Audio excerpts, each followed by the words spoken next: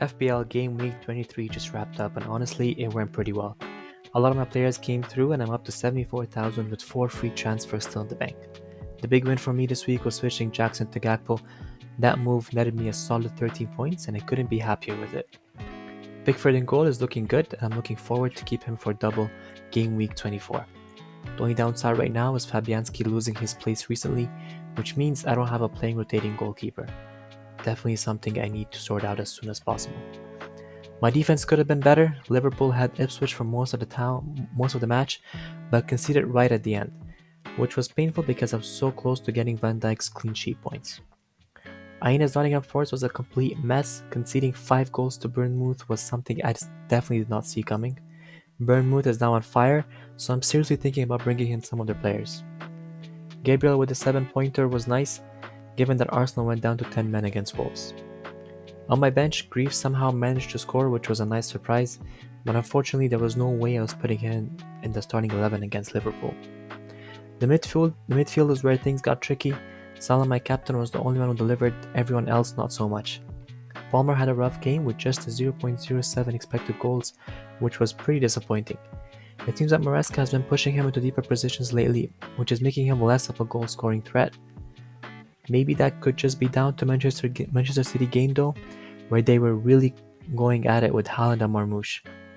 Anyway, I'm keeping an eye on Palmer for now. A Haaland move seems like it might be coming up, so I'm not rushing into any drastic decisions just yet. Kulusevski and Gordon though, they're on their way out. Isak as usual was solid, consistent and always involved. I couldn't ask for more from him.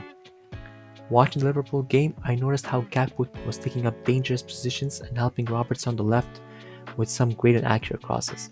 A 1.15 goals involvement was his highest of the season. I really hope that was not a one-off. I'm glad I jumped on him early. He's already had 2 price rises since I brought him in last week. I'm going to need to sort out my midfield and figure out what to do with the goalkeeper situation, but overall, I'm pretty satisfied with how the week went. Let's jump into double Game Week 24 options and transfer targets. Now looking at the goalkeeper option for double Game Week 24, Pickford and Alisson both stand out as great picks, not just for this game week but also for the fixtures ahead. However, it really depends on who you already have between the sticks. If you're running with someone like Raya, Sells or Flecken, I personally don't think it's worth moving to either Pickford or Alisson, but if you've got any other goalkeeper, it's definitely worth reconsidering. Pickford in my opinion is a standout option, and I've had him since game week 6 because of his price point. I got him for 4.5 million, and even though he's risen to 5.0 right now, he's still the best goalkeeper at that price. His points per game actually outshines Alisson's, and that's largely thanks to his incredible number of saves.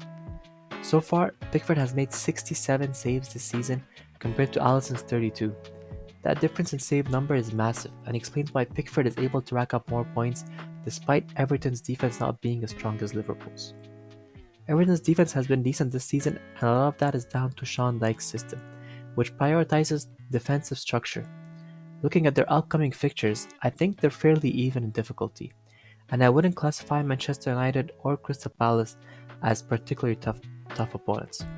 For me, Pickford is the go-to choice if you're after a solid, budget-friendly goalkeeper, and also need to free up Liverpool slots for attacking options. Using a valuable Liverpool spot on Alisson, it doesn't sit right with me, and it doesn't feel like the best move right now. Now, speaking of Liverpool assets, they're extremely essential to have in the team, and I really will not be discussing Salah. If you don't have Salah, you're simply missing out on a lot of points, and you're not in this to win it. If you don't have Salah and still have a Liverpool spot, just get Salah. Other than Salah, you've got 2 Liverpool spots left. For defense, there are really only 3 options worth talking about: Van Dijk, Konate, and Trent Alexander-Arnold. Robertson has been on the decline and his minutes aren't secure, so he's a no-go for me. Now I've had Van Dijk for 6 game weeks and I'm not going to sit here and act like he's been the best pick. Honestly, looking back, I should have gone with Trent. The reason I didn't was because Trent was just coming back from injury and had been rotating a bit with Connor Bradley. But now, looking at Trent's numbers, it's hard to argue against him. He's averaging 4.8 points per game, which is significantly higher than any other defender, and his 7.13 expected goal involvement is insane. It's actually ridiculous for a defender and even higher than a lot of midfielders and forwards. No doubt, Trent is the best defensive pick for Liverpool and absolutely worth the extra 1.0 million. If you don't have budget for Trent, Konate is a solid and safe option as well. Now moving to midfielders and forwards, aside from Salah, I'd personally go for Gakpo. Not just because he hauled for me last game week, but because of his form. His higher XGI and the attacking positions he's been taking recently, he's been playing a more central role in attack and sometimes drifting to the left to link up with Robertson. Diaz is an okay shout as well, but I wouldn't risk it with him because of the minutes risk and the potential for Darwin to come on and take his spot. Watching Diaz play is great. He's exciting, takes on defenders, but ultimately we're here for FPL points, and that's where Gakpo edges it. Szoboszlai is kind of the same boat as Diaz when it comes to minutes. It's insecure, but he doesn't get forward as much as Diaz or Gakpo as well. So for me, he's not really in the equation for a Liverpool spot, for a Liverpool slot. No pun intended there.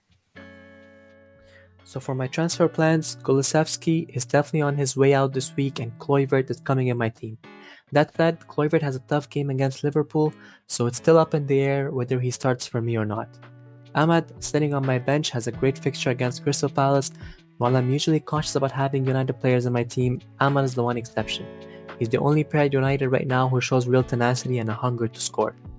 For me, fixtures always takes priority over form, so there's a strong chance Ahmad starts over Kluivert this week. My other potential move, which is about 70% certain, is Gordon to Mbeumo. I transferred Mbeumo out recently because of a tough fixture run, and honestly, I still stand by that decision. But now, with the fixtures turning in his favor, I'm seriously considering bringing him in. His expected goals and assists are still among the highest in the league, and being on penalty just adds to his appeal. Compared to Gordon, Mbeumo is the better pick for my team right now. If I notice any price changes in either player, I might make the switch early. Otherwise, I'll probably hold off until the deadline. Anyways, I'll be dropping a Game Week 24 team selection video before the deadline, so stay tuned for that. See you in the next one. Cheers.